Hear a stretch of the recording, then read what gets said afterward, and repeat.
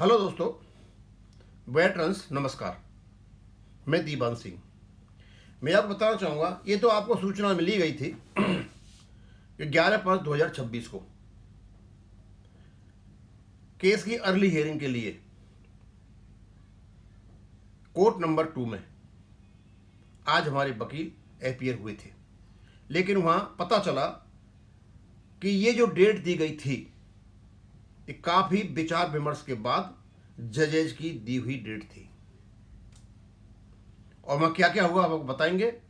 और सबसे बड़ी बात यह है, हम इसी से खुश हैं कि हमारे एडवोकेट्स ने फुर्ती से काम किया और जो प्रोसीजर था उसको अपनाया। सफल हुए नहीं हुए वो एक अलग बात है, कोशिश की ये बहुत बड़ी बात है।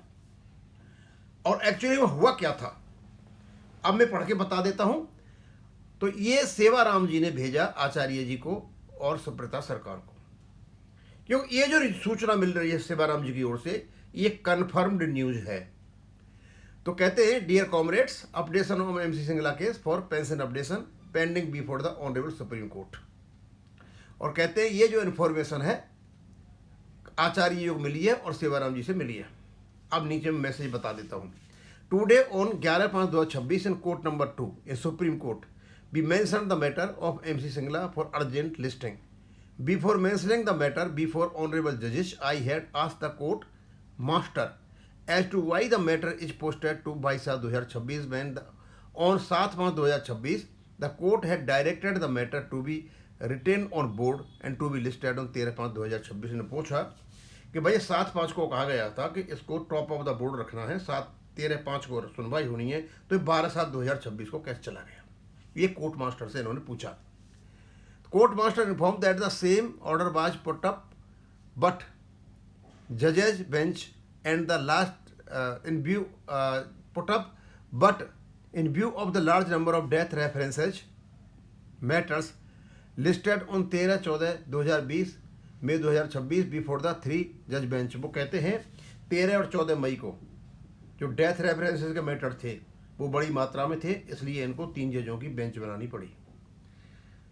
फिर आगे चलते हैं। वो बिफोर द 3 जजेस bench in the last week and the first week after court opening on 13/7/2026 being miscellaneous matter week the honourable जजेज have fixed the matter 22/7/2026 being the first day for hearing of the regular matters. Honorable judges had also directed that all parties to be informed on phone for change of date 22/7/2026। कहते हैं कि जजेज ने बता दिया था court master को कि आप सभी पार्टियों को इन्फॉर्म कर दो, तो कुछ को तो इन्फॉर्म कर पाए, किसी को नहीं कर पाए। And she had telephonically to some of the parties and was in the process of informing all other parties yet considering your wishes.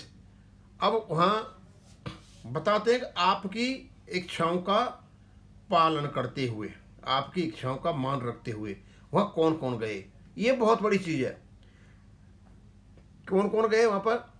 Doctor Manish Singhvi senior advocate had also come, mentioned the matter for hearing before 29/2026 before vacations, but the court also preferred to large number of death references cases to be heard by 3 judges bench and not possible to hear the matter before the vacation. Mister P K. Manohar साहब गए, our AOR, mister Sunny Chaudhary petitioner के AOR, mister Rajesh Kumar Gautam AOR किसके PNB के, और IBA were present in support of request for hearing before 29/5/2026 with no other choice we all agreed with the date.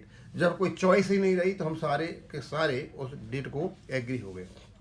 दोस्तों ये सूचना तो आपको मिल गई होगी, क्योंकि जब इंफॉर्मेशन इस प्रकार आए, कंफ्यूजन क्रिएट कर दे, तो स्वाभाविक सी बात है उसका उथल पुथल तो वही होगा जो सारे पेंशनरों में हुआ था।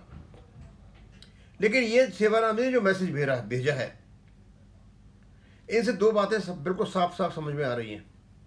एक तो जो 22/7/2026 डेट रखी हुई थी वो जजेस से विचार विमर्श करके रखी हुई थी, क्योंकि उनके पास 13 और 14 है और 13 के पास 20 और 21 की जो डेट हैं 13 के बाद आपका मेरा 13 और 7 20 ही आएगा। ये सारे के सारे 3 जजों की बेंच बनेंगी और इन 3 जजों की बेंच में डेथ रेफरेंसेस मैटर्स हैं, हमारा नंबर नहीं आना है। उन्होंने ये भी कहा कि 29/5 को सुनवाई हो जाए, लेकिन 29/5 को भी ये डेथ मैटर के रेफरेंसेस थे और 13 तारीख को जब कोर्ट खुलेगा तो उस समय मिसलेनियस मैटर्स हैं। पहला जो आपका बुधवार पड़ेगा वो पड़ेगा 22 का, रेगुलर मैटर का, इसलिए इन्होंने 22 तारीख रखी। तो ये क्लियर हो गया कि ये जो 22/7/2026 जो डेट रखी थी ये जजों की विचार विमर्श के बाद रखी गई थी। यदि अर्ली हियरिंग के लिए नहीं जाते तो इस बात का पता नहीं चलता और हम उसके कई अर्थ लगाते। एक बात दोस्तों, दूसरा ये है कि 22/7/2026 जो डेट मिली थी और ये जितने भी AOR के नाम लिए गए हैं, ये यदि वहां नहीं जाते या अर्ली हियरिंग केस नहीं लगाते तो ये समझा जाता कि एक लापरवाही हो रही है, लेकिन वो तत्परता के साथ गए, अर्ली मेंशन का केस लगाया, उनका कोई भी कसूर नहीं है। अब कहने को तो पता नहीं लोग किस किस प्रकार उसको, हमारा इंटरप्रिटेशन यही है क्योंकि कोर्ट को अधिकार है तारीख बदलने का, उनके इंपॉर्टेंट मैटर्स को ध्यान में रखते हुए। तो बता रहे इंपॉर्टेंट मैटर थे, डेथ रेफरेंसेस के केस थे, उसके बाद गर्मियों की छुट्टी हो रही है, 2 महीने ऐसे निकल जाते, तो उनकी जो सुनवाई हो रही है वो इस प्रकार हो रही है।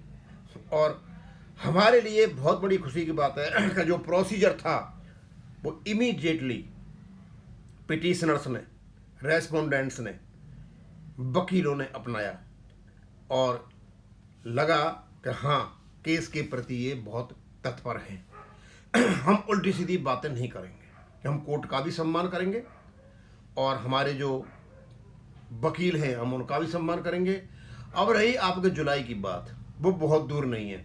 जब 30-32 साल निकाल चुके हो और इस केस को सुप्रीम कोर्ट में लगे हुए 10 साल हो गए हैं, चंडीगढ़ हाई कोर्ट में 2008 में ये कहीं हुआ था, वहाँ भी इनको काफ़ी टाइम हो गया था, तो स्वाभाविक सी बात है ये जून निकलने के बाद जुलाई आएगी, कोई बहुत दूर नहीं है, वो भी आ जाएगी। तो हम तो यही आशा करते हैं कि जुलाई में इसका निवारण हो जाए।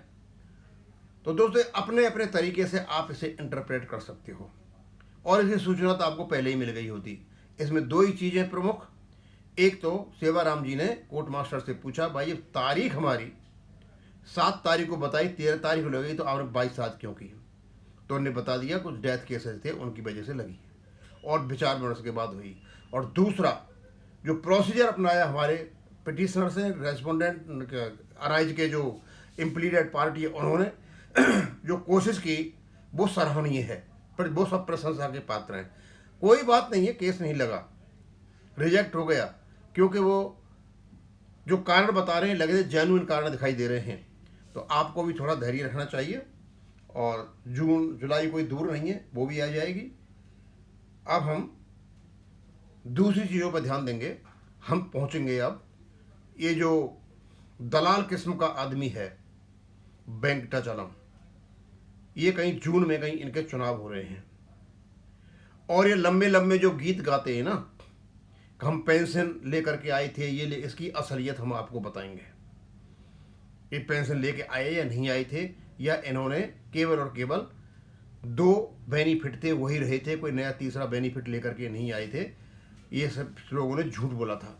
कर उनको बाद में बताऊंगा, अब इसको मैं आगे नहीं ले जाना चाहता। थैंक यू, धन्यवाद।